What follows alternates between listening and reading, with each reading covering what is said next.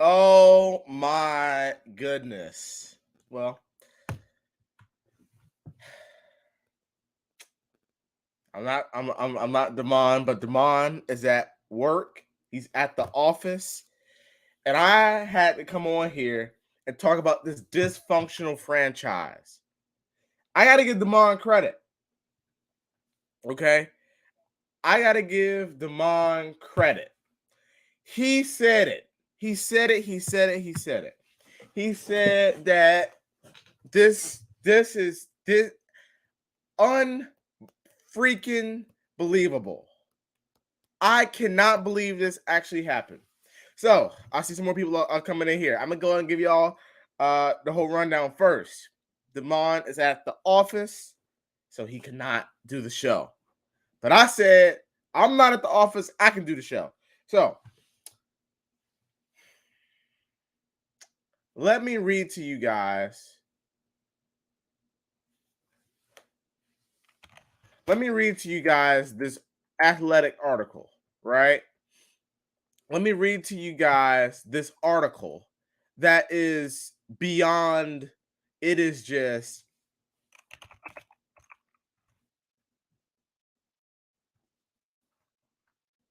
guys, I cannot believe what I'm about to read to you guys. All right. Joe Gomez, era, welcome to the stream, brother. Holiday, what's going on? Nate is in here. Jordan, welcome in, welcome in. All right.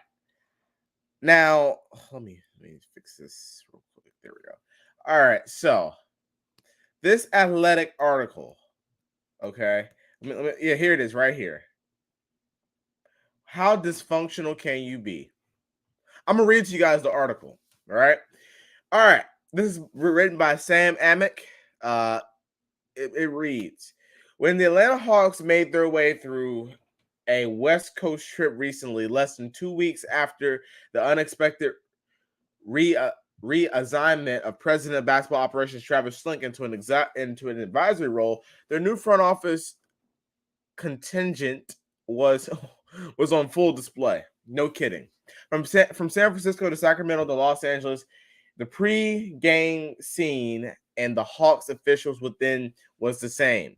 General Manager Landry Fields, 34 years old, former NBA player who was elevated from his assistant general manager position role in June, who now leads the front office after a shakeup and who previously worked for the San Antonio Spurs as a scout and general manager of their G League team.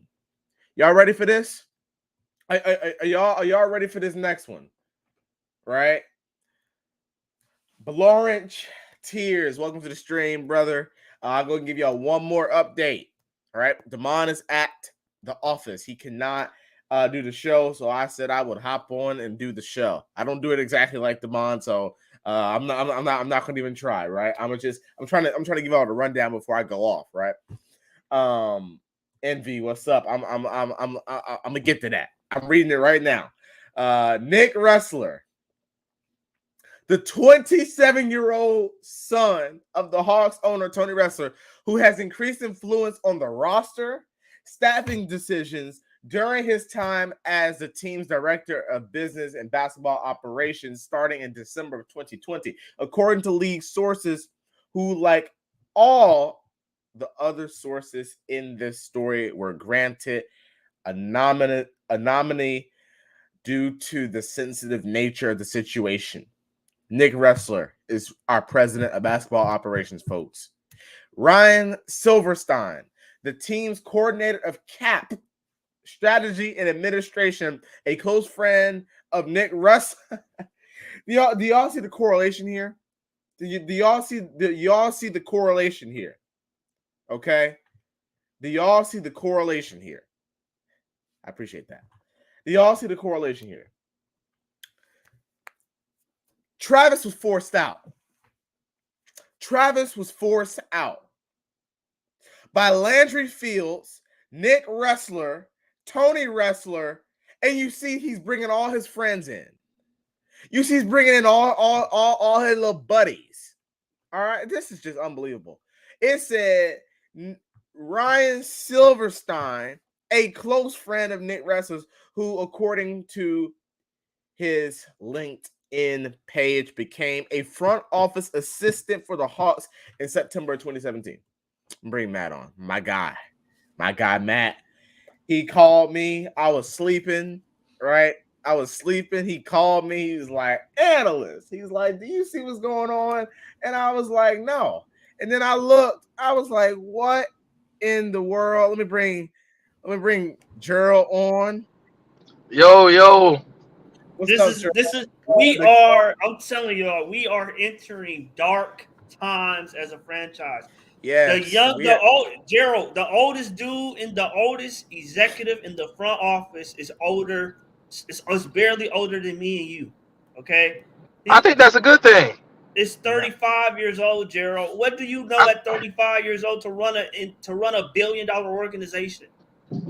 I think that's a good thing. His son and me and his son is the same age. We're 27. I think that's a good thing. Oh, y'all might as well hire me. Y'all might as well hire me. We might as well go down to the local YMCA and pass out jobs down there at the YMCA. You want a job? So let me ask y'all. All right, let me ask y'all. Let me hit y'all up with something real quick. All right, and I have an interesting take that's a little bit the way everybody else is right now. Just hear me out though. And this ain't like a slight to Travis. So if Travis is gone, pretty much he's gone. And he's gone. And they paid him his money. All right, he's gone. We've been yelling about certain things that we need. We've been talking about getting off Collins. We've been talking about a lot of stuff. Okay. And those things haven't been done since Travis was here. Hold on, let me finish. Now, hold on. It's circumstantial evidence that can say that he was handcuffed. However, oh Lord, hold on. A few weeks after Travis is gone, we go get a semblance of a backup big. Some semblance of it, okay? Now, if we are able to trade John Collins as well, I kind of have to walk back that it was just straight the ownership as the issue. Now, I'm not saying Travis didn't mean well, but at the same time, it could be a thing where maybe he made a fundamental mistake in valuing a player too high and then also undervaluing somebody such as like a backup big, which is plausible because in Golden State, you know, there were years where they didn't really have like prototypical big, so to speak. So other fundamental things that, you know, Matt has said that Travis doesn't really like, it's not like at the forefront, is like rebounding, so to speak. Though from the beginning of time, those are things that are very valuable. Analysts, you can presently attest to this. High school teams that rebound the best normally win the game, right? Yeah. Because they get so many more possessions than the other team. Now the other team might have more talent, like the Hawks, but if you fundamentally give up 35 more opportunities for the other team to score than you have, then talent can't overcome that in a lot of cases, especially young, inexperienced talent. So that's my. Go ahead. But Gerald, who do you? Okay, just for everybody in the chat, so y'all know. Okay, our top decision makers are as follow. Our top decision makers are as follow: Nick Wrestler, Landry Fields, Kyle Korver. Ben something. I don't have his name pulled up. He joined our organization in July. He was a sports writer for Golden State. He's best friends with Landry. I repeat, he was a sports writer for the Golden State Warriors. But this is the thing, though. This is the thing, though, Matt. You can't. There's nobody else to go get to fill those roles. No, Gerald. No. I'm saying, bro. Gerald, this is a plan. Jeff Teague. They didn't pull it together. They old college club. Jeff Teague, who just retired 2 years ago. Jeff Teague is the new director of college scouting. Jeff Teague. What's wrong with that? And who else? It's Kyle Korver, Nick Ressler, Landry Fields, Jeff Teague, and Sean Livingston, who they bringing over as the director of player affairs. What is wrong with that? Oh my God. Are you saying it's because? Are you saying you like Nate, but you want our front office to be? No. I'm a fan of Nate, but I've always said we can fire Nate today as long as we get I just want a championship replacement. That's all. But Gerald, keep going. Gerald, you think you're gonna get a championship replacement with that group? That's not only Gerald. Do they run the basketball operations according to these reports? They sit together like a summer camp at the games. Gerald, so my thing is this: guys don't have any real experience. Okay, I get that, analyst. However, the one thing that they don't have experience, but they obviously got chemistry. Now it's a lot of experienced execs that don't have chemistry. And that shit still go to hell. So what? We always talk about how the GM, the head coach, and the star player, all those people got to be in lockstep. It's a lot of veteran front office people that are not in lockstep with each other.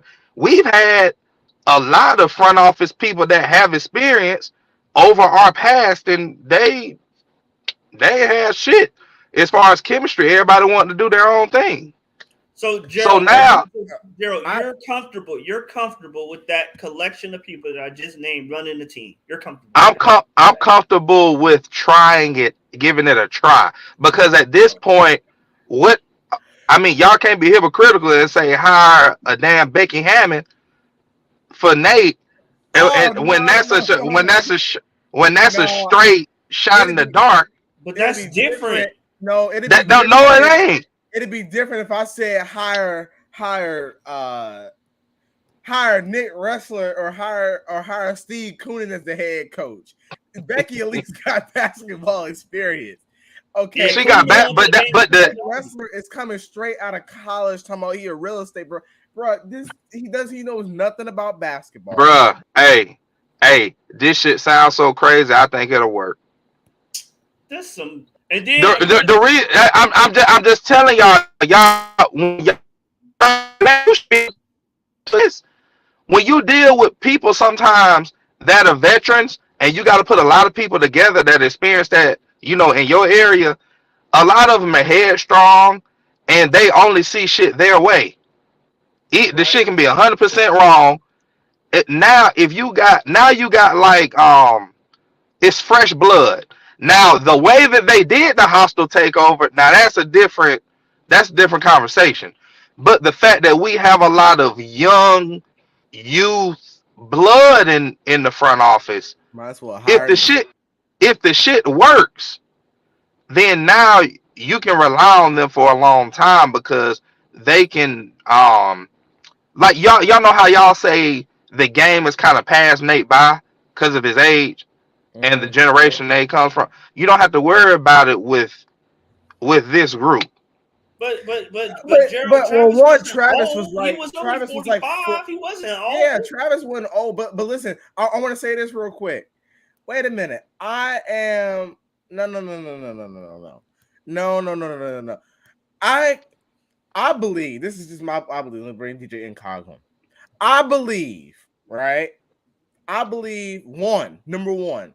I believe that their whole goal of this is not in the best interest it may not be completely off their list, but I don't believe it's in the best interest of the Hawks franchise. I believe this was something to take power. I believe this was something to, one, they probably didn't like Travis. I think the article talked about how many. That's why I said I need to see. I'm not doubting that the stories are not true because the sources are real credible. I just want to hear the reasoning on. Why can't we hire a real president? Someone like who? It ain't but 12 credible ones. I'm not talking about take another team's president, but there's general managers around the league that are worthy. That don't mean that that doesn't mean that they'll be a good. It ain't even 12 good general managers. I would take in the NBA. I would take Sam Presti. I would take Justin Zanuck out of Utah. But you're saying what you would. How I want to say this, guys. You said what you would do. That doesn't necessarily mean that it's like the That doesn't mean like that's the best move. We got to try something out of the box new. You can't be willing to try something out of the box with the head coach and then not want to try and then want to go back traditional with the front office. But this is at a higher level. But welcome on, John and DJ. Yeah. What's up, y'all? One of the things in the article that makes me very concerned, they're counting on Ivy League education to trump experience. Ugh. That doesn't what? What they hold up? They let analytics do it.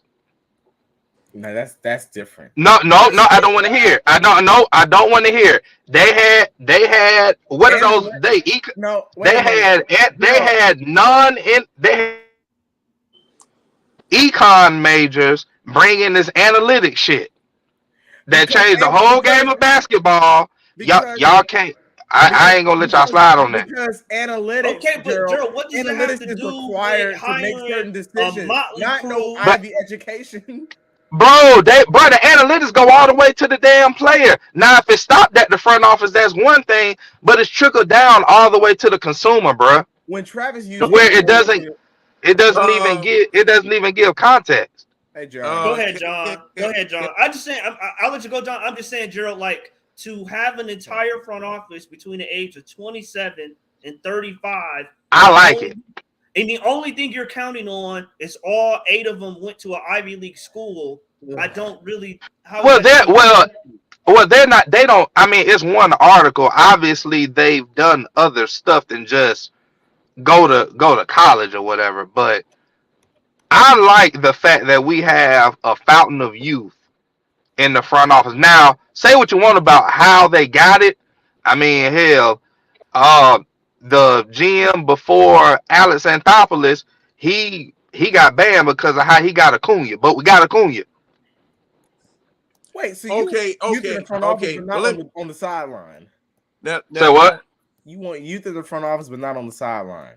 No, I said I don't. Well, I'd rather have a championship coach in that situation, but I'm saying based on y'all don't mind youth on the sideline. But y'all want to contradict yourself and say you want tradition in the front office. Oh, you're trying to hold them to a narrative. That's what you're trying. That's what I'm getting, Gerald. Right? I'm saying they. I want real experience. The front office is totally different from being a head coach. It's not contradictory because being it's the in all is different from being a coach. If you wanted experience, why'd you hire Travis? He came from a championship. No, I'm saying he didn't have experience in that position. Gerald, Nick Russell don't even have general manager experience. Period. Okay. Not assistant. Not we the same age, Gerald. We the same age. I'm fine with that. Y'all want this new era of basketball, but y'all don't want what it come with. Well, hold up now. It don't come with this. Hold up. I'm watching Masai and Sam Presti and Jeff Weltman and these guys bringing a new era basketball, and they ain't firing Masai Ujiri because or trying to just pull some strategic plan on him. I mean, come on now. I mean, this is. But I mean, Travis didn't really do anything to really earn his keep though. And see, go ahead, John. Go ahead, now, John. This is what I was saying about that not 2016. I'm thinking about the Falcons. This is what I was saying about that Eastern Conference Finals trip. That did more of a disservice to this team than anything that has ever happened with the Hawks, because it fooled us into thinking that we had found something. Okay? Now, when you don't improve upon what it was that you had for the Eastern Conference Finals run at all, Cheap wrestler. What could have happened? It would just boom, just something happened. This is what I'm getting out of that run. Oh, bam, something. Okay, now we went to the Eastern Conference Finals. Now, what do we do next to improve the team? What is it that we have to do next to improve the team? And when it came time to doing something, you did the wrong thing due to inexperience. And you got to have people that have basketball acumen and know something about the game to be able to make these decisions. Look at the sustained championships of the past, of the Lakers, of the Celtics, of the Warriors, and even Milwaukee. If it had it not been for injuries on Milwaukee, Milwaukee would have been back. But there are tried and true formulas that you have to incorporate, bring players in for to do this. And nobody learns this stuff out of a book. You don't learn these things out of a book. It's got to be trial and error, unfortunately.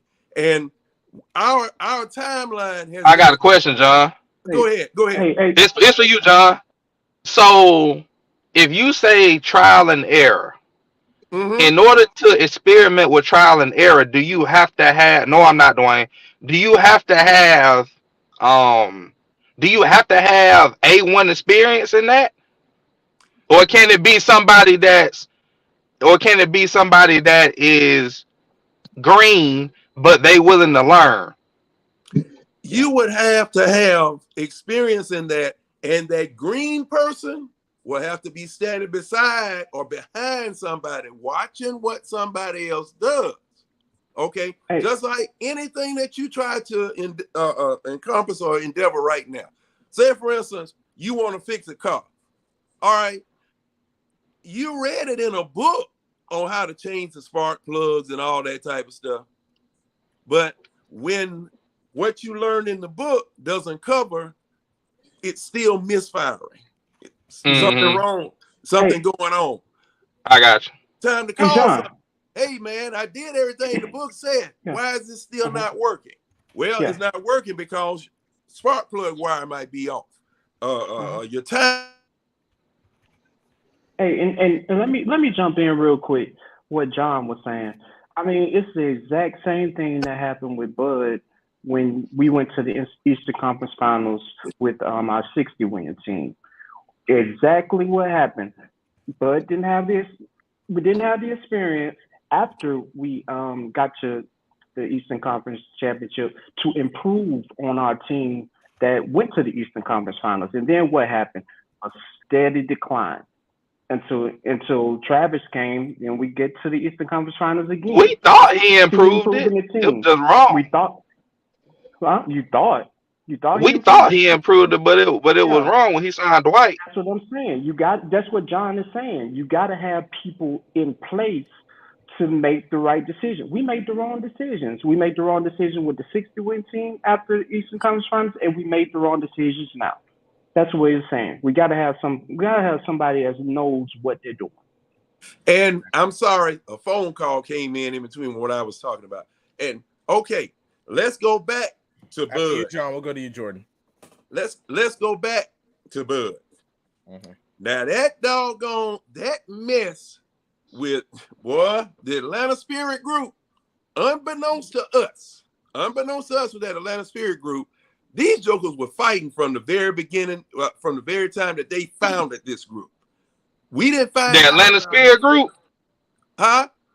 You talking about the Atlanta Spirit Group? Right. They was fighting within each other? Yes, sir, man. So they wasn't in lockstep with each other. No, sir. They ain't had no chemistry. No. And Okay. it sounds like I'm just checking. And see, it sounds like what we got now. And Gerald, to your point, this thing was messed up when they shafted that Texas car dealer out of the franchise, the one that had bidded the money. Danny Ferry. The money, and he had been awarded the franchise. They undermined. I got you. They undermined him in order to get the Spirit Group here. Okay, but these jokers were arguing and fussing from the time that they got here because everybody. You ain't gonna get no deals done with that. No, and Danny Ferry was made a scapegoat behind that mess. Danny Ferry was made a scapegoat behind that mess because they all disagreed on whether to sign and pay Joe Johnson. That was the mess. That was the mess. I think Al Horford was a point of contention too. And let me jump in real quick. And this is what I'm saying. There needs to be one person making personnel decisions. Right now, we bringing all these folks in. This and that, player, whatever. Who's the one person that's controlling the personnel decisions for the Atlanta Hawks right now? And right now, it just seems like there's too many people. And it seems like the exact same thing would happen with the Spirit Group. There's infighting. And you're not gonna get anywhere with it. Ain't no infighting now. They complete the hostile takeover. Ain't no more. They didn't got the. It ain't no more fighting. It's complete. Who's the one person? That's why. And after this, Jordan, I'm very curious to hear your thoughts. Very curious from an outside perspective, right? And Zach Lowe about the Dragons. So just got an ESPN notification. Oh my goodness. So that's why I was saying, like, listen, Gerald, you try to pull the hypocritical role. Listen, I don't mind no young mind on the offense because we got players that I feel need some innovativeness. When it comes to the front office, I don't. You can't be innovative in the front office. I mean, we have different type of skill sets that just don't take one type of system. We need innovative thinkers. You can't be innovative in the front office. That's what we were when we drafted. We were? No, we wasn't. Yes, we were. Bro, no. Hey, bro. Hey, man. This DeMar seeing weird being on the bottom of the screen. Hey, man. This organization is fucking garbage. You understand me? Garbage. I told y'all. I laid this shit out to a T the other night. I knew I saw the writing on the wall, bro. I synced it. And I remember what I was saying it the other night. Them boys in the chat was trying to call me crazy. No, that ain't happening. Hell yeah, bro. Let me tell you something. Like I said, name me the last time you heard a general manager go on the radio of the team and say, maybe we shouldn't have brought some of them people back. Bro, that's a clear, that told me right there, that nigga didn't want to sign them motherfuckers, dog. He didn't want to do that shit. Go back. The owner calls Travis to fire Lloyd Pierce. Bruh, what? What was that? Because that was only Travis, what? That was year 2, 3 of Lloyd Pierce? Which didn't make sense considering we supposedly had started from 0 for a rebuild. So year 3, you still rebuilding, getting talent, developing talent. Owner wants to fire him. Okay. All right. Fast forward. We go to the conference finals. Bro, and I said this, and when I get home, I'm going to go to that last shirt. I'm going to clip the whole thing. Travis never believed the team was really that good. That's why he didn't want to fire Lloyd Pierce. He wanted to go back into the lottery. I was knocking him back then for that, but now I see what now, obviously hindsight 2020, and I'm putting all this stuff together. He didn't think the team was that good. And you know what? I guarantee you this. He didn't want to re-sign John Collins at $125 million. He didn't want to do that shit. He made his offer at 90. But I think Tony Ressler probably told his ass, hey, you need to keep him because we just did all this Eastern Conference Final bullshit. Whoop, whoop, whoop, whoop. So Travis was forced to keep him. Bro, I told y'all this. I'm going to say it again. Travis Link, I never realized how much his hands was tied in this organization due to Nick fucking Ressler. And I'm going to tell you something else. I have no problem with Tony Ressler putting his son in the organization. I have no problem with that. My problem is this. You cannot make him the fucking president and executive, and he has no experience. His job is to oversee the whole organization. That's his job. And he was just selling real estate. He was just.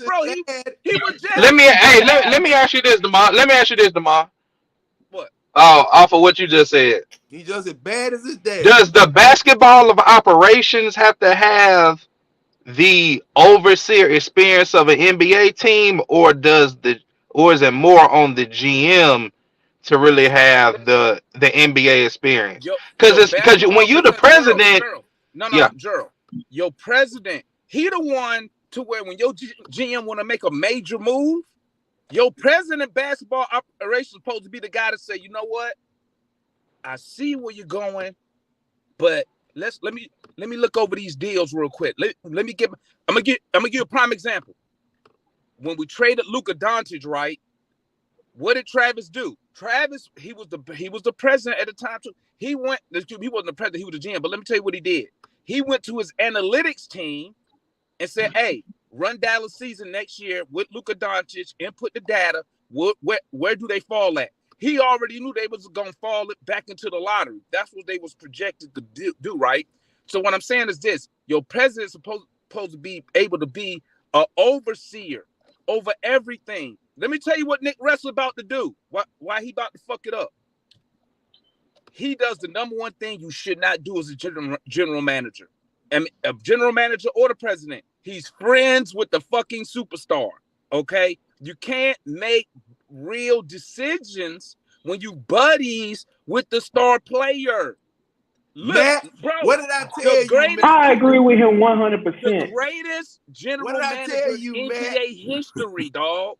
Jerry Krause, right? He didn't give a fuck what Michael Jordan had to say. I think Bob Myers might have a. Hell no. This dude put together what the did greatest I tell team you, with the greatest coach of one of the greatest coaches what's of my all man time. Name over here? And pull Phil. He when he got Phil Jackson from the goddamn G League, bro. But let me tell you something. Excuse me, not the G League, but he wasn't even. I know what you meant. But check it out, man. Because I'm only talking this much because I'm only on my lunch break, guys, and I gotta hop off. But check it. I thought you did after work. Nick Ressler, okay. Well, I got promoted, so I had to come up here. Oh, see now that's a kiss of death. Check it out. Never get promoted. Check it out. Hey, that's what we talking about now. What's finna happen, bro? I'm gonna tell you what's finna happen. I think Travis wanted to trade Collins, right? I think he wanted to trade him because I think I'm following my theory because he was trying to salvage what we had left after the Capella extension. That I knew he didn't want to do that shit because that shit made no sense. Yep. I think he was trying to salvage. That's why I think the rumor about the asking price for Collins, I think that was true because I think Travis like I need to try to salvage either a pick or a good young player in return. Teams wasn't biting on it. And here go another theory. Hindsight 2020. I think Nick Ressler and his little gang, I think they the ones who was leaking the John Collins shit to fuck up the value on John so he can't be moved. So Travis, bro, I'm telling you, this dude did a hostile takeover, dog. Yeah, bro. They've been planning this stuff for years. I'm with it. Wanted to do that Murray trade. I didn't think they wanted to do the Murray trade either. Bro, hey, get some young folks in here. Hey, that Demond, article he I went to read, his bro, dad. No. because Travis, He went what- to his what- dad what- and he what- said, right Let's here. fire What Nate my while we man had to got to get a say? young coach. he Oh, went Jordan to got his to talk. dad. Yeah, Oh, yeah, what my my bad, man Jordan. got to His say? dad. oh, my bad, Jordan, guys, my bad. Go ahead, man. I'm going to get something to eat. I'm go listening. ahead, Jordan. Well, first of all, congrats on the promotion, Damon. Well deserved, my guy. Thank you. Yeah. Thank Okay. you. I don't know about So, that. I so don't know for about starters, that. for starters, I hate this for so many reasons, and I'll get into reason number one, and that we haven't mentioned yet, guys. So I understand that that some of them are close with Trae Young, but how much confidence do you think this gives the roster? Right?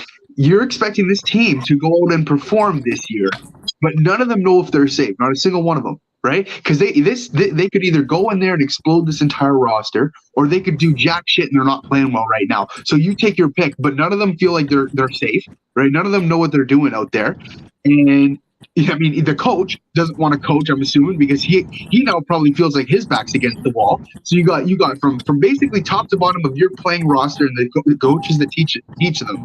None of them feel safe or confident in this team. So that's number one. And I mean, I'll compare it quickly to the Raptors because I'm assuming you guys want to hear that if that's what you guys are looking for. And the thing is, one thing me and analysts were talking about, one thing awesome about the Raptors front office is we do have a lot of homegrown guys.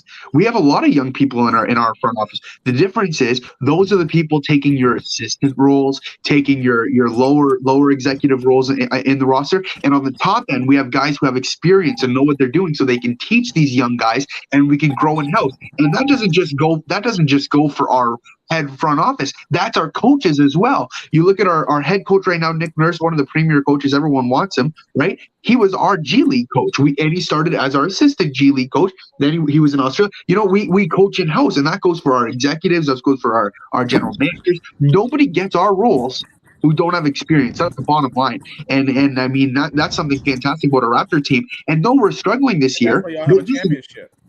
yeah, but and the other thing though is though we know we're struggling this year. I was telling analysts and Demont the other day, the craziest thing is the last people we are blaming right now as fans is the people in those executive and coaching roles. This is on the players not playing up to their potential, and we know that because we have such an awesome group. You know what I mean? So we have a fundamental way of looking at it where we were like, okay, we're good at the top. Our coaches are good. What the hell are the players up to right now, and why aren't we playing well? And as of right now, we're on a 3-game winning streak. We're trying to turn it around. So, which, to be fair, the craziest thing is, I mean, this is so different. I mean, feel like from my perspective to yours, because I know you guys are hungry to win, but I almost want to tank. You know what I mean? You imagine the kind of package we can get right now for some of the players on the roster and the kind of draft potential that's in this draft. It's crazy. So, but nevertheless, we might be turning around and making a run here, and I'm hoping you guys do the same thing. Hey, Jordan. Matt, I want to ask you a question. Matt. Jordan. I got a question. Jordan, let me ask you something. The biggest Go difference. ahead, Do you Jordan. have a single Hey, let me say owner, something real or quick, do you John. have an ownership group? The biggest difference. We have That I y'all believe have, I'm actually not quite sure. Talk to me, Damon. Owner or ownership group? I think y'all have, though, I'm not quite sure, to be honest. I just know our executive roles. Because Sorry, who's your go ahead. president of operations? Who's the president, though? We have Bobby Webster as our president of basketball operations. Bobby Webster, and the How other long- thing is, he's been in there. He's been in there since 2018, I believe. Right before him and Masai's were looking close. And then you got Ujiri on top of him, right? Right. Mm-hmm. and And the greatest thing is, the one thing is, guys, sorry to cut you off. Something really important here is the amount of, and it comes out in YouTube. You know how every team kind of releases their roster creation in the offseason. Sometimes they do little tidbits like that. Bobby Webster and Masai Ujiri are like tight. Like they're always together on every decision they make, and they have a great amount of experience together. They work together on all the decisions, and that's the thing. We have confidence between those two. Therefore, the rest of the roster is always competitive. And though we've been losing, sorry, let me get this out as well. I don't know if you guys have even followed us at all. Though we've been losing, we haven't really been blown out at all. We're always a competitive team. Nobody wants to play us. You know what I mean? Even though we've been losing, it's always a tough game when you come against the Raptors. So, I mean, well, as of late, we are, we haven't been Gerald, getting. what was your question, Gerald? we play each other Saturday. We play each other tomorrow. I got a question for Matt. Yeah. Okay. If Nick tells Landry to fire Nate tomorrow, and he does it, Do you still feel the same? Yes, because one of the most. What? Here's why, Gerald. Here's why. Bro, you the main one that talking about firing Nate. Yeah, I want Nate gone, but here's my thing, Gerald. A GM, this is why it's so critical. The decisions that you make have a long-term, multiple season impact. Whether who to trade for, who to sign in free agency. You know, you have to do long-term planning. It's just not about right now. It's about the next 2, 3, 5 years. And I don't. If we lose tonight, y'all know Matt gonna be like, fire that motherfucker tonight. No, I agree with firing the coach. Nate is no good. But what I'm saying, Gerald, is a coach is taking a chance on a coach is different from an executive because an executive has to have a short and long-term view. You got to plan right now, and you have to have a long-term plan for the roster. But what's concerning about I would agree 100% with this plan of action if we were going to rebuild. If we were going to rebuild, 100% agree. But how you feel about so what we need to do, obviously I am in the minority. Pretty much everybody hates the way that they hate what's going on in the front office. I get that. I'm one of the ones that's like, fuck it, ain't nothing else where we might as well try it. Now, what we need to do, we need to grade whatever moves they make from now on. We need to go ahead and give them a grade, and then we can kind of give our evaluation off of that, whether if it was the right or wrong move. I agree with that. And that's the thing. They're like, according to the reports, like they're going all in. Like they're not. Yes, they're much more likely to go into the lottery. I mean, not the lottery, the luxury tax next year. Like, but it's dumb. You guys are not built for that. You're not built for that. I'm sorry. But Jordan, I get what you're saying, but at the same time, I always say this: no matter who you got in, whatever, no matter what decisions you make, the players make you right or wrong. It's true. It's by their play on the floor. As constructed. I did this with analysts the other day, and I mean, and you guys can tell me if I'm wrong, but I want you to honestly think about it right now. As constructed, and even if you make trades, you got to remember, if you want to trade a guy like John Collins, you ain't going to get a huge bargain for him because his contract sucks. His contract sucks, guys. You ain't getting nothing for him. So know this: if you guys want to make your trades, that's fine, but you got to try to make your team better. And if you guys want to compete this year, let me ask you, right? If you guys go against the Bucks, are you beating the Bucks this year? If you guys go, if you go against Philly right now, are you beating Philly? I'll answer that. I'll answer that. Are you saying if we go fix the holes that we have on the roster via trade? Yeah. If we fix the holes that we have on the roster, like if we get a backup big, Capella comes back healthy, and we get a backup point guard, Philly, I'll say we beat. Even Milwaukee's on a different level. I'm not saying we're gonna beat Milwaukee, but anybody, Milwaukee and Boston is one thing. Yeah. Everybody else, if we fix our holes on the roster via trade, I'm not worried about them. But Ticket, what I'm saying, Ticket. Sorry, let me just butt in for a second, Matt. Yeah. What I'm saying, Ticket, is with the way your contracts are given out and the amount of money to the players that shouldn't have that kind of money to their name, by fixing some holes, you might get others. You know what I'm saying? You're not just going to be able to fix every hole in your roster without giving up and possibly creating another detriment to your team in the way it's constructed. That's just the way I see it from the outside. And I'm saying, I want you guys to win. If we try, I feel like if we can get a backup big out of John Collins and maybe something else, I don't think if we get rid of John Collins' contract, I don't think that'll create. You get rid of John Collins, you're losing 20 points a night. So that's going to come from somewhere. That's not true. That's not consistent. What is he getting? What is he up to right now? What's he at? Probably like 15 or something like that. He's at 13 now, but these are career lows. You lose. Yeah. But the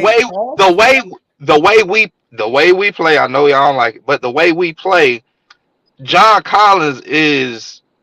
The power forward spot is one spot that we really need to get rid of And so on the whole team. The backup, the center position is where we really gotta fix, because we can't rebound. We can't rebound. I also Here's the thing. Here's the thing, Ticket. The problem with everything that you're saying, you're right. The problem with it is just like what he was saying. My guy was saying, the front office thinks we're good enough. The front office thinks we're good enough to compete, and they're reluctant to make a trade and make the changes necessary. Oh, you saying as constructed? You saying as constructed? They feel like we good. Yes. I agree with you. I don't feel that either. That's why I said trade. Yeah, but they're not going to do nothing. No, but Gerald, I don't see them. But see, what is the definition of insanity? They're trying to go all in. What is the definition of insanity? Make a couple of adjustments, but they're trying to go all in. But Gerald, when you say go all in, what you mean? See, according to the reports, they're trying to make tweaks to the roster to compete in the next year, 2 years. They're trying to compete. They're trying to go all in. I'm fine with that. I'm fine with that. You guys talk a lot. Gerald, what I'm saying is, if you got a young front office that doesn't have a lot of experience, I don't want you to go all in, because you're very likely going to make a mistake. If you're rebuilding and you got all these young dudes in control, that makes more sense. But if you're we've had quote unquote experienced guys in these same positions, and the Hawks ain't went nowhere. All I'm saying to give them a chance. I think you're undermining the importance of having someone of at least a level of experience in the front office when doing. My mind goes straight into, all right, you talking about doing trades? Who are you doing a fair trade with? These executives, this is like fresh meat. Danny Ainge is gonna fleece the you know what out of us. You're gonna get guys. I feel like that was Travis's problem. I felt like Travis was trying to win it. I feel like Travis was trying to win every trade instead of just making the trades that needed to be done. Let me just pop in quickly. Right. What you mean? Say what, Demar? That's what you. Can y'all hear me? Can y'all hear me? Yeah. That's what you're supposed to do. Win the trade, Gerald. What you talking about? Yeah. No, you don't necessarily. You win the trade regardless if you make the move that helps your team best. Travis, it seemed like he was trying to beat the other team every single time. No, that's what I'm saying. I don't think so. Doing was saying, no, I'm not gonna take your trash for our good players. That's what I like. Exactly. And you know how I know this is true, what Damon is saying about us not taking our trash? Why did today reports all of a sudden, all these new people in the front office, reports come out that the price for John Collins has lowered. They don't even want to pick back for him. They said it dropped significantly. Yeah. Guys, we finna get some teams. Bro, we already knew Travis had valued Collins too high. You can't value if I'm a GM and I'm wanting Collins. Hold on. If I'm a GM and I'm wanting Collins, and you tell me you want this XYZ and all this, bruh, my main counter is, why you want all this? He ain't even been an all-star. He ain't been no all-NBA. He ain't been none of that. Gerald, this what you this how I go. I mean, that's true, but that's true. You still gotta. I'm saying that's it. I'm just saying that I get what y'all saying. I'm just saying that's an easy counter. No, watch this. No. Watch this. John Collins, his value is only low. People only knocking his value due to his contract that Travis didn't want to give him in the first place. All this. Well, what else? I mean, all this shit. Listen to me. All this shit is because of the ownership, bro. Listen, if John was making, if the offer we gave him was like 4 years, 90 million, John would be easy as hell to move. But at 125, and I think he got 3 years left. That's what I'm saying. I don't even think he's played to 90 million. To tell you the truth, bro, listen, Travis knew the way that we played that John wasn't worth 125 million. He knew that.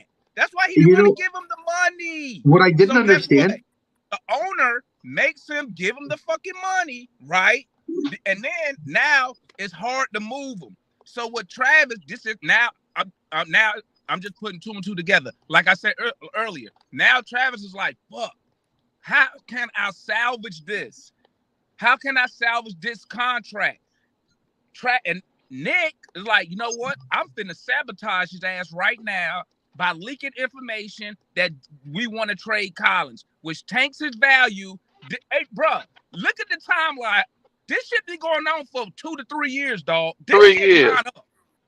So what you saying? If I'm understanding y'all correctly, Travis wasn't able to have a mind of his own, correct? Hell yeah. Yes. So what we need to do, including what that he wanted. No, I got you. What for this new group, the one thing that they need, is wrestler. I'm talking about big wrestler Tony. Is with his son being at the reins, is Tony going to be able to let those guys have a mind of their own and just run the ship? Or do y'all feel like he's gonna control them as well? Tony Wrestler, I'm gonna tell you right now, right now, to me, he weak because he allowed his son to take over the organization. When you got a proven general manager right there, I could see if his son was some type of executive and he even came up in the game. No, that wasn't my question, Damon. That wasn't my question. He let his son, watch this. He let his son trick him into getting rid of Slank, his son in charge. Tony Wrestler, bro, he don't have a fucking choice, bro. Because guess what?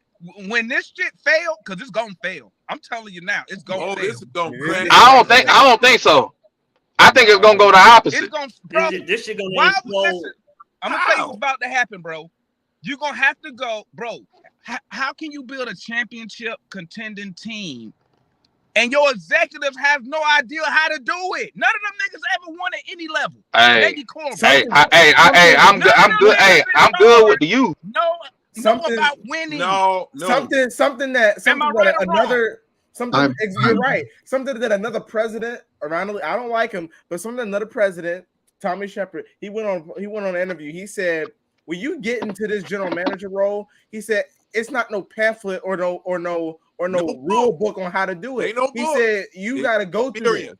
And he said if you don't, this is what he said. You can go and listen to it. He said if you don't have the experience, he said you're in for a rude awakening. He said because this is something that will. He said you can. I'm not going to use the word. He said it's an F your franchise up. You can set your franchise back. What we just did, in my opinion, is set our franchise back 10 steps. We have players that we feel that we could build around or whatever, but we are not in a good situation right now because when we start, and I'm just saying, y'all think we're going to make these trades and stuff. These teams, I'm telling you, it's not going to be a fair. No conversation we're going to have is going to be fair. Everything's going to be, we want this player for this sorry player. Every team is going to be trying to get over on the Hawks. And when the fans start complaining about us being complacent and they do something out of reaction, and we like, why did y'all just hold on? It just clicked to me about some analysts. So in other words, they're gonna try to lowball us, correct? They're gonna try to swindle us. Hold on, now this might sound like halfway trolling, but hear me out. Nick Wrestler in real estate, right? Okay. Ain't he Jordan know where I'm going? Ain't he already probably used to them bullshit offers anyway? No, in real estate. In real estate. I know good well, Jordan. Hey, Jordan, I know good well you didn't go. I just went there. Yeah. Oh my The hey, isn't the principle the same? No. Yeah, the Oh principle my is the God. same, but the No. application is Oh not. my. The principle is the same, but the Bro, application. you see, the application is yes or no. No. Because Or a counter. That was about the dumbest thing I've ever heard. Who do you have with any experience in trading now since No Slink is one. gone? Okay, who do you have? You got a bunch of what we used to call slide rule boys that learn that? stuff out of a book that don't have any experience. It's just like going to a used car lot. Okay. Hey man. The All I'm saying, hey, y'all can roast me out. Y'all know I give three fucks I'm what sorry. y'all say. I'm gonna say my opinion. I'm sorry. No. Y'all heard it from me first. This shit gonna work. But Gerald, what I'm saying there's is no track record to say that it will work. There's no Gerald, track one record. of the roller coaster with no track. Will work. Yeah, exactly. Gerald, one of the highlights of the article was the fact that they said what's so bizarre.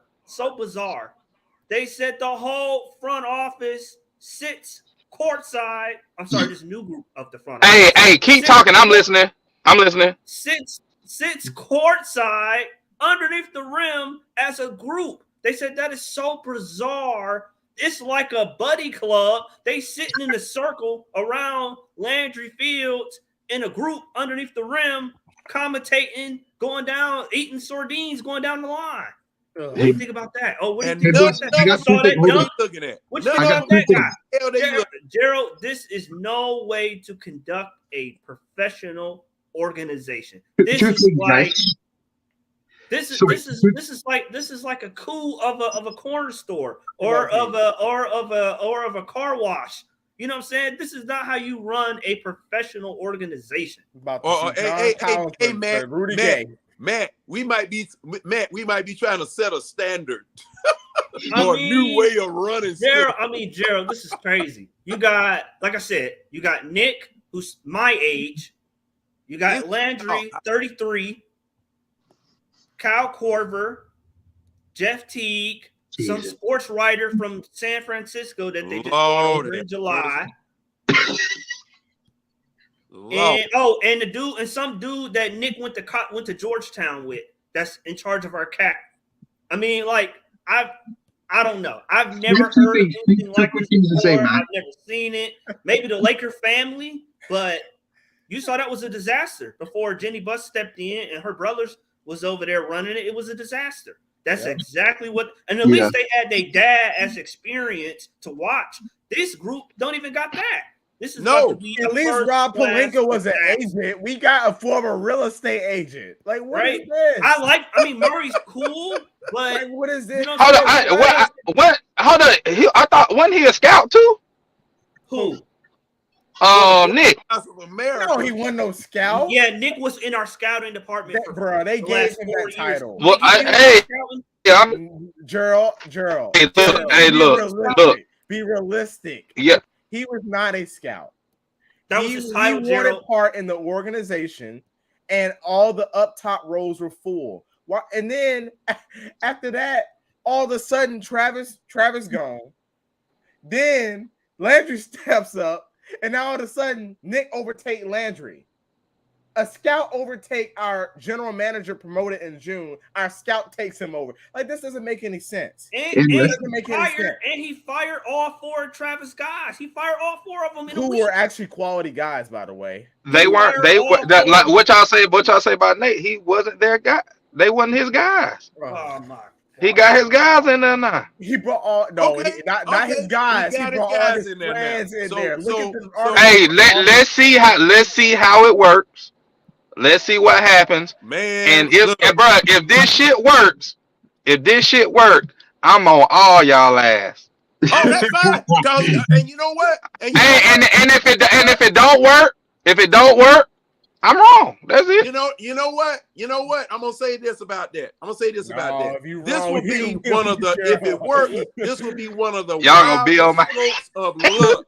This would be one of the wildest strokes of luck to ever hit a franchise if this conflagration of inexperienced, analytic-driven people make something work. This it can work. I do not say that it can't work. But the odds against it, I wouldn't take the Biloxi. Y'all just saying y'all never seen it. Y'all never seen this. Well, we ain't never seen nothing like this at all. This never happened before. That's in the right. history of the NBA, But do you know what them? You know what them sitting courtside tells me? You know what them sitting courtside tells me together? They want to get They drunk were planning during the and game. scheming.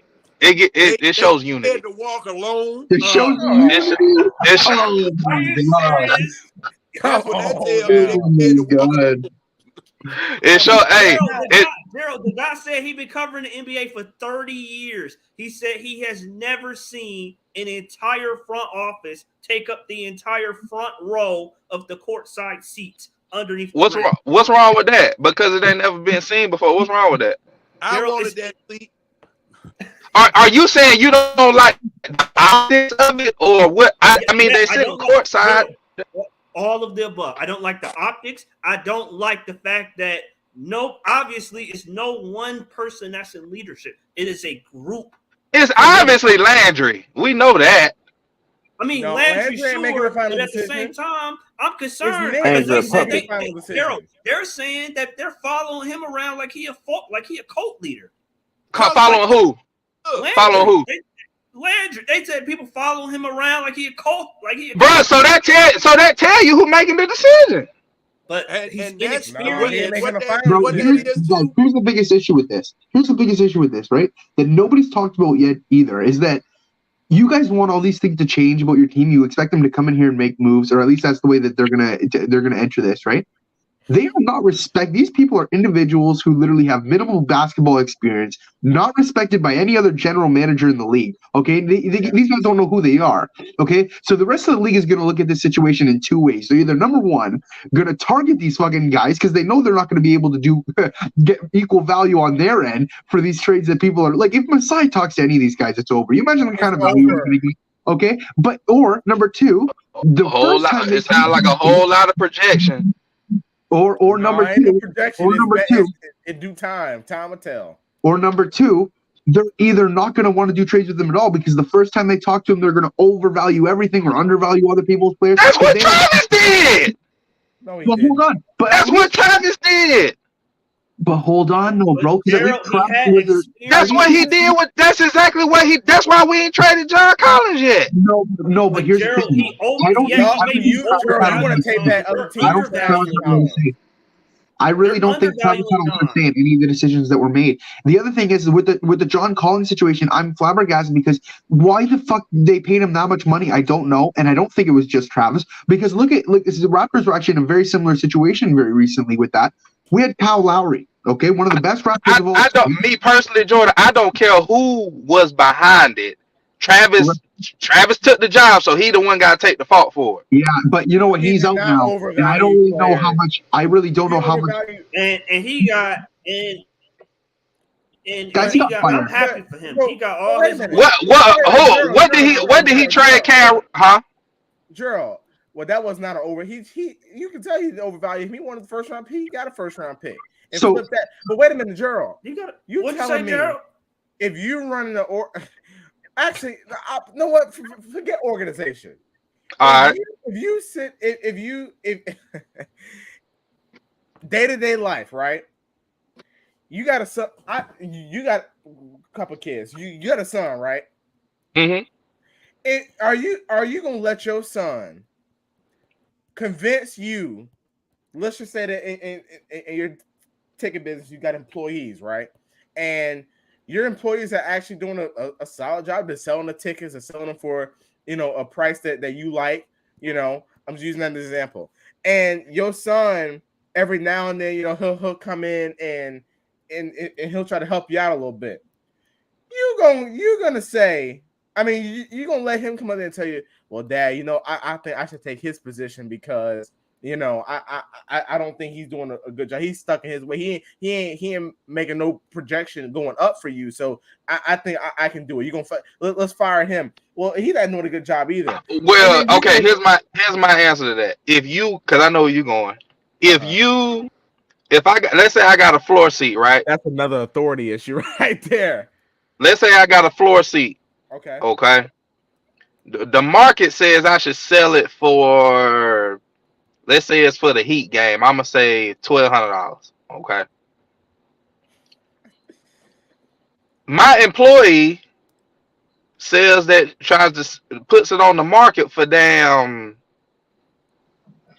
$1,800. Is it gonna sell? No. No, it's not gonna sell. Mm-hmm. That's the same shit with damn Travis and Collins. He said Collins. If you Collins is a hold on. Collins is a section 112 row Z type player behind the goal in the last row. Okay. Wait, so Gerald, you would take back because you heard about some of these. You would take back this trash that we've been offering. Give me some of the good deals that we've been the best deals we've been offered for Collins, and I'll tell you if Travis took it or not. Yeah, go ahead. The best deal that we've been offered. The best. Well, you talking about right now? Just since Travis has been there since Travis has entertained trades for Collins. The best deal I've heard was it was last year. I gotta think back. Wasn't Sabonis in one of these? No, he tried to trade for Sabonis. They didn't offer him Sabonis. They told him no. Oh, okay. He tried to get Sabonis back for Collins. It wasn't a guard. I mean, it wasn't a forward though. It was like a wing. Lately Detroit offered Sadiq Bey and a pick. Hey, now did any of you? I wouldn't have took it, but that's not the worst offer in the world either. I think it was Boston. It was Grant Williams and Derek White. Hold on a second. Hey, Jordan, Sadiq Bey kill us. Did any of you read this article? Did any of you read this article from The Athletic? I did. All the way? Yep. Now, so Slink is free to go to another organization now. Yeah, he's no longer. Yeah, he got. I guarantee he's going to watch. He got his money. He gone. Oh my goodness! I was just skimming over this, and it was saying that with this big meeting they had out here in California at a woman Rustler's son's mansion or whatever. Y'all acting like these folks done got buddy, and they the Build-A-Bird meeting. Well, this is what this article is saying. Mark Cuban, someone who Gerald, they plotted need to read the article. article. This is years in the making. You need to read the article. This when you got here, they've been plotting for that. They've been plotting for that job. They got the article. That's why I said it was a Build-A-Bird meeting. That's why I said. They got this straight to the pit of hell right here. If I'm Travis, I'm happy. I got my money. I'm gone. I go wherever I want. He gonna get hired again, no doubt about that. But it's just as an organization, Gerald, we look novice. We look like we don't have. I don't care how we look. I care about how it works going forward. Gerald, but I don't care how it looks. Gerald, how we look is going to inform what we get back for the players because they're not. You're not going to know how to negotiate. You're not going to know how to pick. Bro, that man say a multi-million-dollar homes. How you say that man don't know how to negotiate? Gerald. Once again, Gerald. Wait a minute, y'all. Let me say this. Go ahead, Alan. Landry was trying to trade John Collins, Clint Capella, Kevin Huerter, and DeAndre Hunter, and every pick until Jesus came for Rudy Gobert. And Travis said, "Listen, Danny Ainge, it's out there. Go look at. Remember that trade package? We all said, "Oh, heck!" They can go back and look at it later. They said this was something that Landry desired, and then because I guess Landry got mad because Travis was rebuffing all his deals. Who was doing that?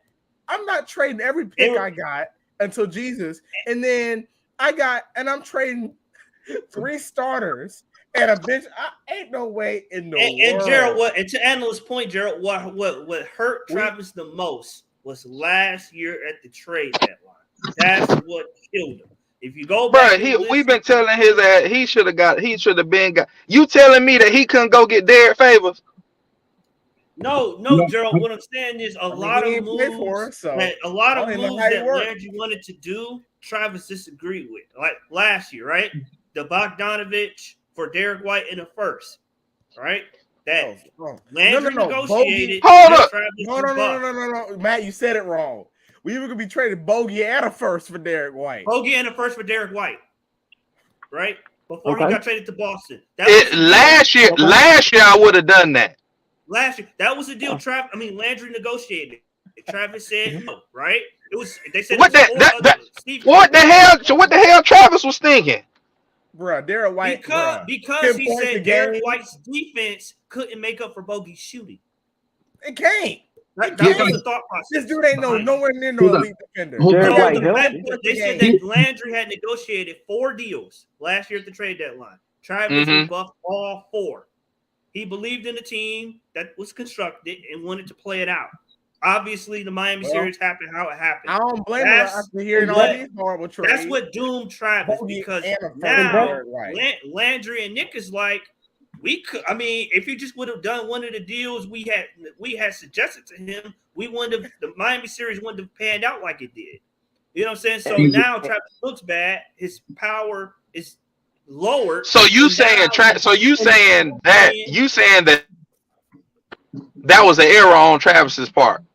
No, I'm not saying it was an error. I'm saying that's what cost him the job. That's what cost him his job. So that's no different. Hey, Jordan, how did Nick Nurse get the job from Dwayne Casey?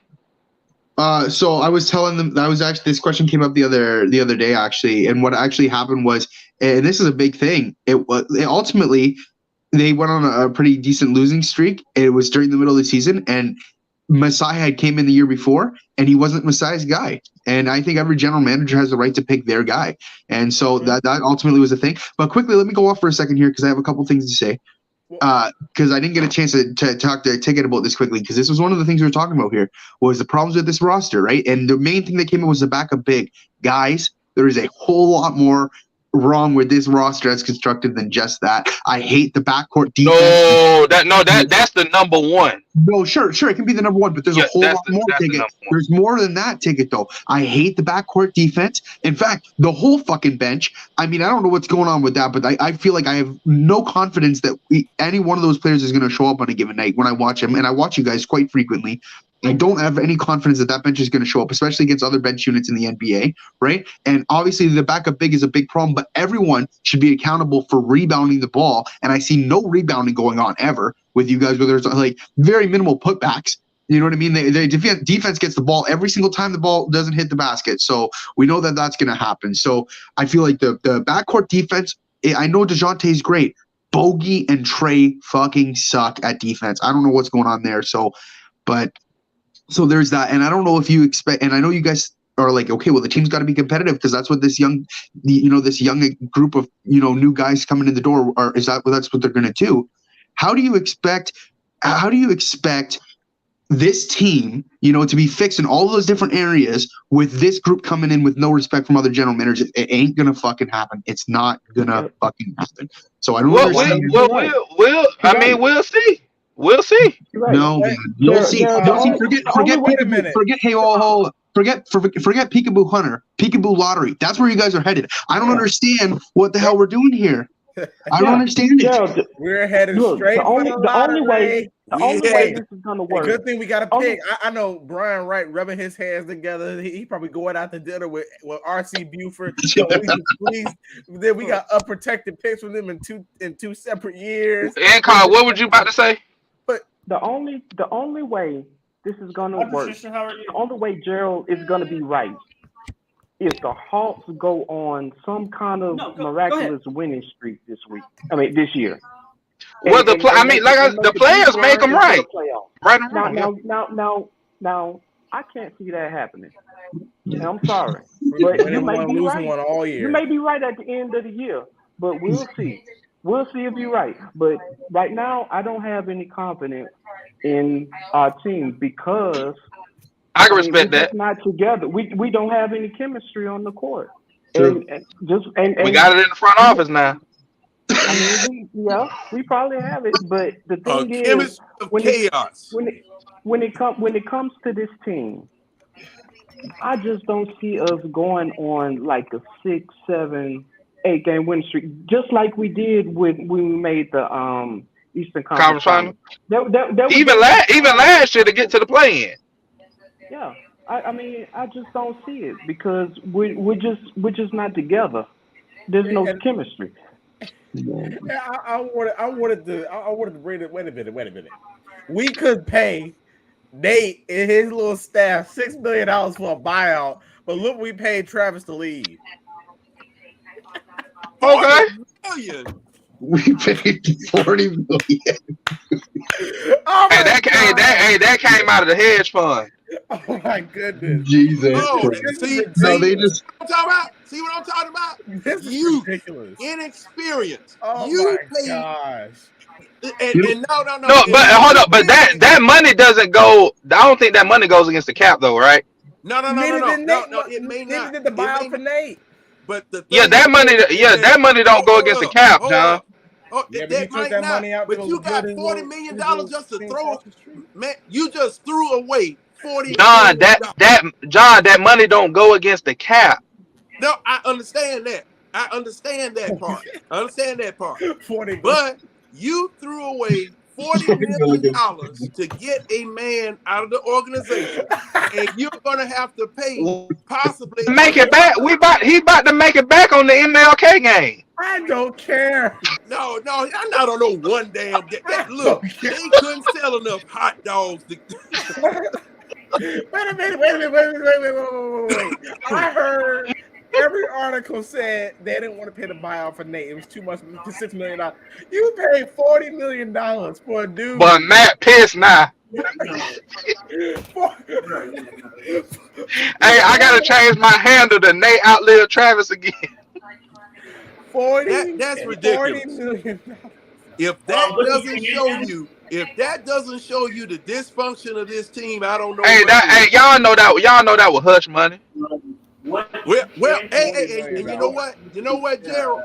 That is a very good point. Thank you, that was hush money. Thank you, and the reason why I say that's a good point is that we not supposed to know nothing about all of this going on here.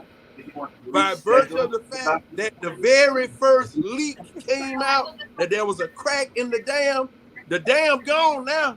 The whole dam is gone. The water just rushing all over everywhere. And see, how in the world, how do you think anybody is going to feel sanguine or feel comfortable about buying a ticket to another freaking game? Bro, John, we went over this extensively the other night.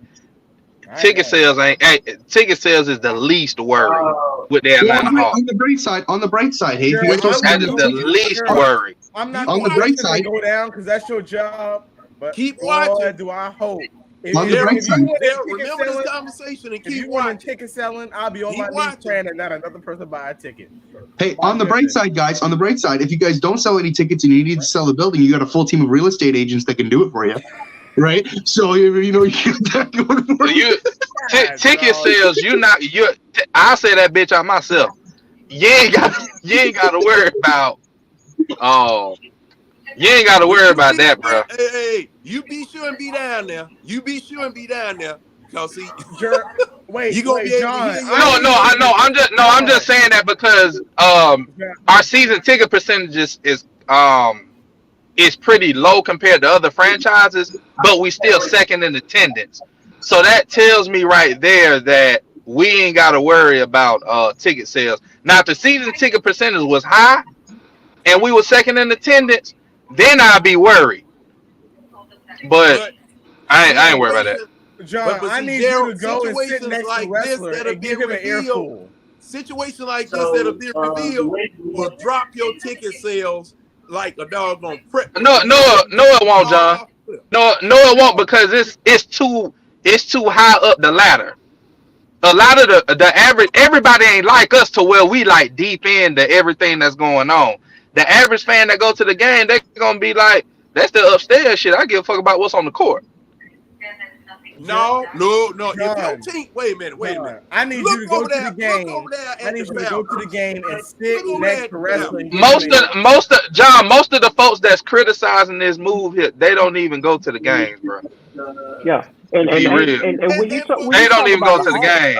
And for good reason. But I'm saying they don't go to the game anyway, so it ain't gonna affect the season. The ticket attendance or whatever. A lot of people just go just to be going. They treat it like a club anyway. Go ahead, DJ. What you say?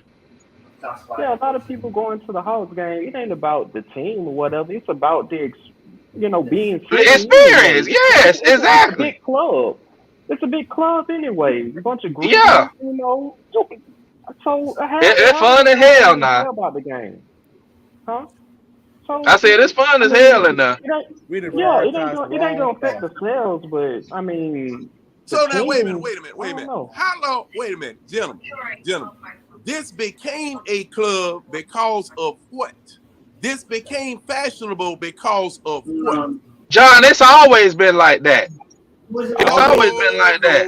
No. Always. No. John, it's always been like that, bro.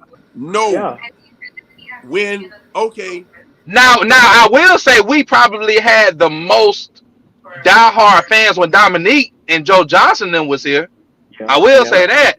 But it's always been a vibe. That's the main thing. If you go to the Staples Center might be the only arena, well, crypto now, that might be the only arena where you had the vibe and you had the expectations of basketball as well. You can't go to plenty arenas and you got both. Like with us being diehards, we in the minority. Yep. We in the minority of the folks that's at the game, John.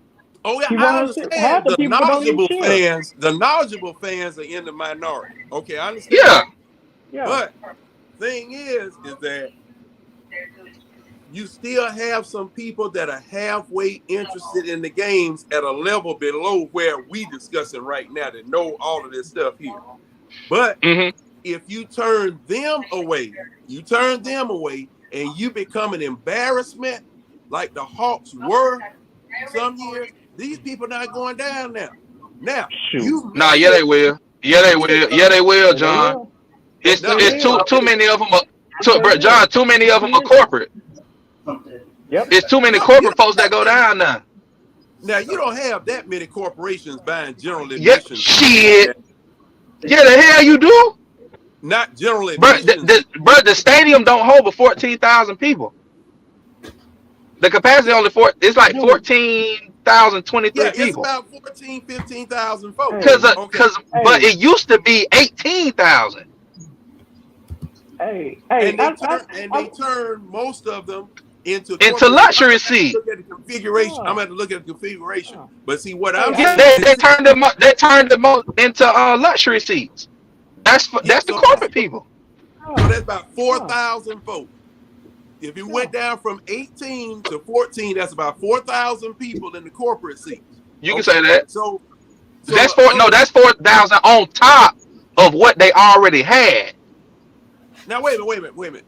We reduced capacity from 18 to 14, right? Yeah. Yeah. You can get 17.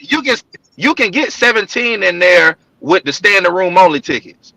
Okay, now those tickets, people will buy the standing room only tickets. The people will buy if you are, got somebody hot in there like a LA or. No, John. We second in attendance. We've had every game has been to capacity at least. Like if you look at the percentage of capacity, that's where we're number 2. We average 107% of our capacity per game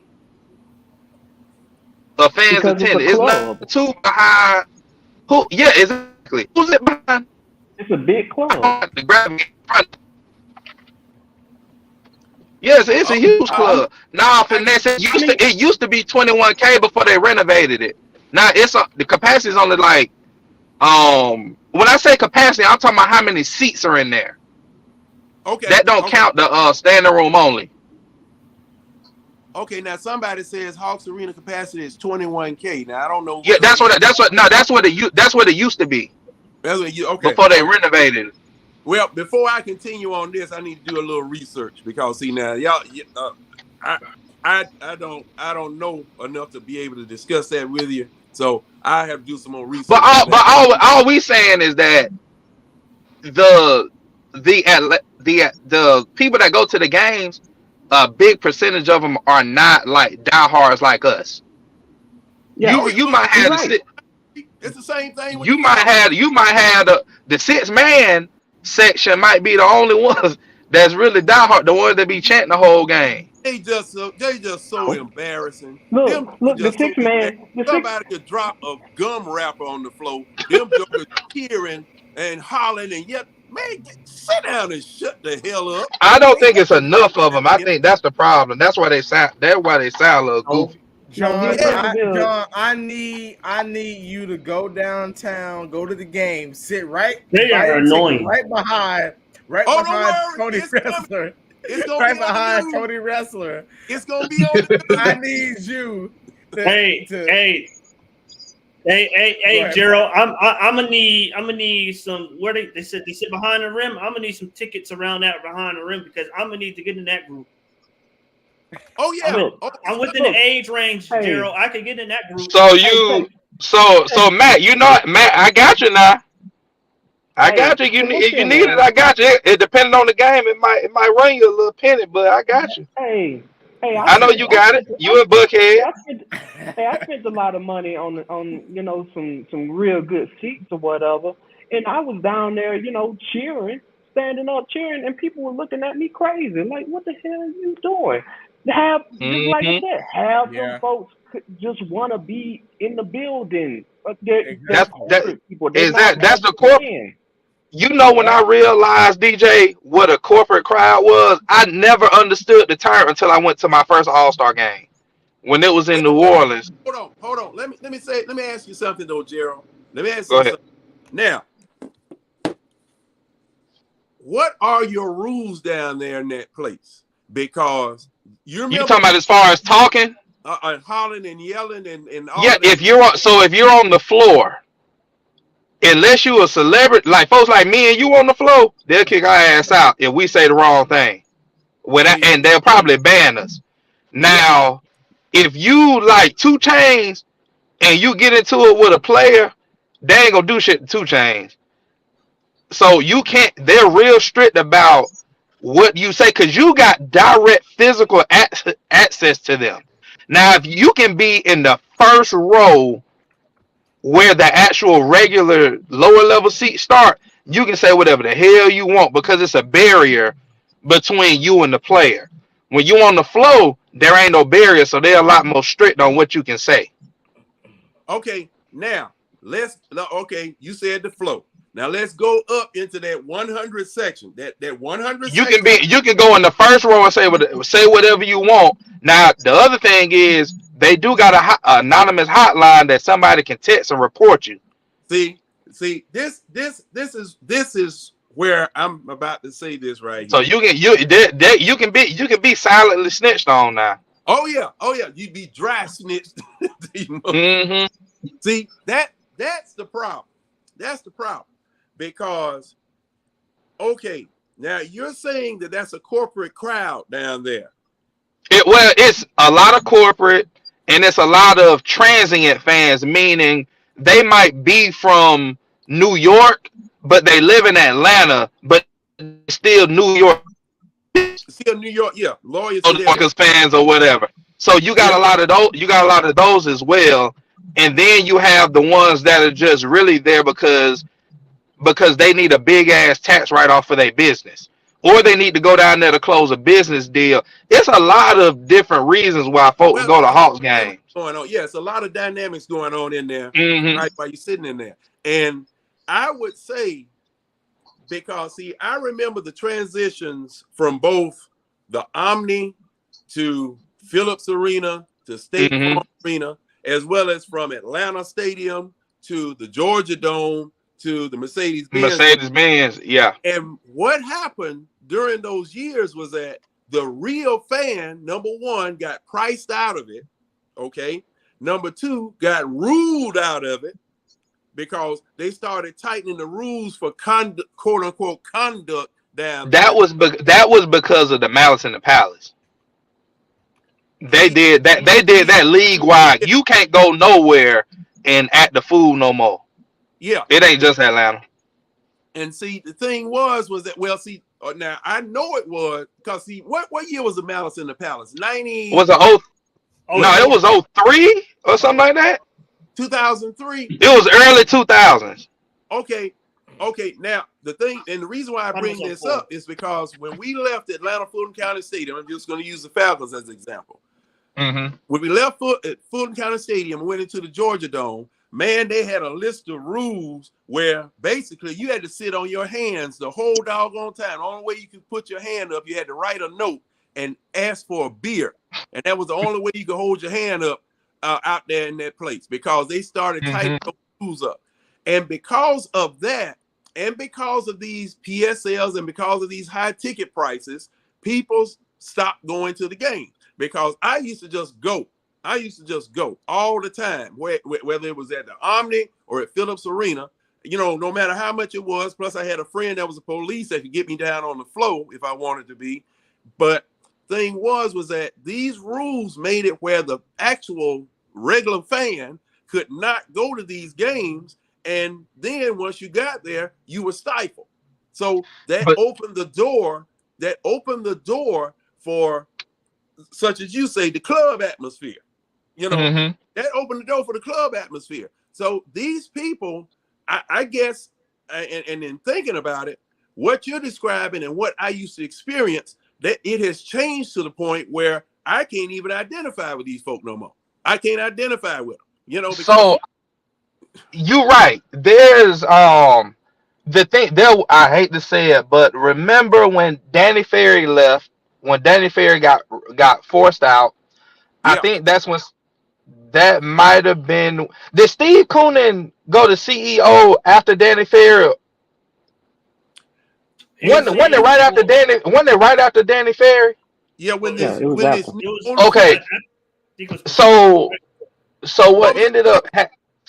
Steve Koonin. I think it was right. I think it was right before Steve Koonin. I think it was right before that season. Okay. Because because Steve Koonin was the one that kind of had to repair the racial image of the cult, so to speak, after that email.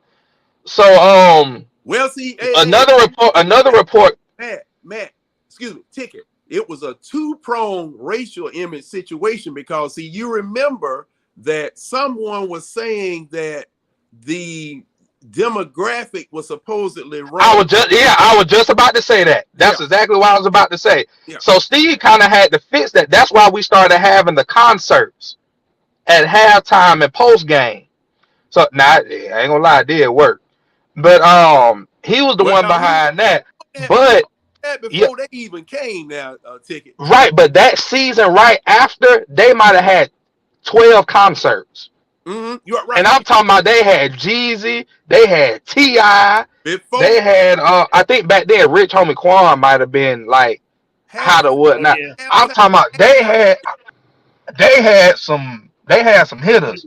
But what they didn't do, they still stuck on that what they said about the demographic, and we knew what they was talking about.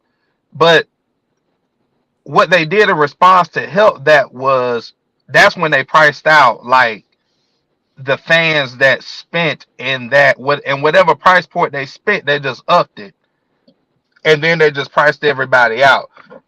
But if you're not a championship team and you rely solely on your diehard fan base to show up, I guess business wise, it ain't a good business model because they so emotionally invested. It'll be too fickle. Like if you losing, you're gonna have 8,000 people at the game, but if you winning, you'll have a packed house. You can't run a business like that with an NBA franchise. So you gotta cater to them corporate folks for your money to be a lot more consistent.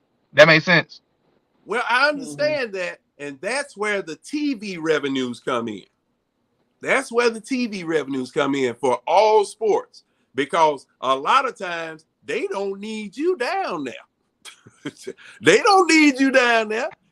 As long as they, like the NFL, with those big, I don't know what the latest contract is with DirecTV, with who else is it? Amazon. Oh, it's hundred. It's damn near. It's damn near like $1 trillion. Yeah. Now those TV revenues make up for folk not being in the stands. All right. No, it don't. No, it don't. No, it don't. Yes, sir. Yes, No, yes, it not is. like to us. Not to us. It looks like that or whatnot. Gerald, you're right, because see, the NFL has a different model from the NBA, because the NFL, everybody gets an equal piece of the pie in the NFL. Yeah. It's like profit sharing or something like that. Yeah. They share revenue. Now, in basketball, even with basketball, a lot of the TV contract, you can have a TV contract and you play. Give me a sorry team that ain't got no fan base. Well, the Hornets. All right, so let's say the Hornets. They don't get that much view. They don't get. I mean, on the front end, they get their money from the contract, but they don't get anything off the viewership because don't nobody really watch the games like that. I'm gonna say this. If you subscribe to NBA, the NBA TV package, NBA TV, yeah, League Pass, yeah, they get a piece. Everybody gets an equal piece of that, if I'm not mistaken, because you can't even watch your home market game on that. Yeah, okay? Right. That's true. You can't watch your home market game, and as I'm thinking, also your merchandise. Everybody splits merchandise. Yeah. But in the merchandising goes hand in hand with the tickets because most people buy merchandise when they go to the game. But when you spend that merchandising dollar, it's split among all of the teams. I think that depends on the contract. I don't know if that's always the case. Because you got like Trae Young. I couldn't imagine Trae Young not getting a piece of every jersey sale that he get. He may get a piece personally, but I tell you what, go to the NBA website and try to buy something. You have to go through that NBA website first, and they will direct you to the team's individual merchandise shop. But it's all I see what you're saying. Yeah, it's all being run by the NBA. The NBA is controlling everything, and no matter how many jerseys Trae Young sells, everybody get a piece of it. I get you. Yeah, it goes to the Players Association, but it is money. But you have to be able to sell the tickets because think about it. I'm pretty sure the stadium probably paid off by now, or it should be at least. Now, a ticket, it doesn't cost any money to make an event ticket, except whatever, like, who you just got to pay the person to create it. It's not like a flip where it might cost the NBA $10 to make a jersey and you sell it for like 70 or 80. You see what I'm saying? Mm-hmm. So when you sell a ticket, that's damn near straight profit. So you got it. That goes towards your operating income. That's why you got to have the ticket sales. You can't just rely on the TV deal and the merchandising.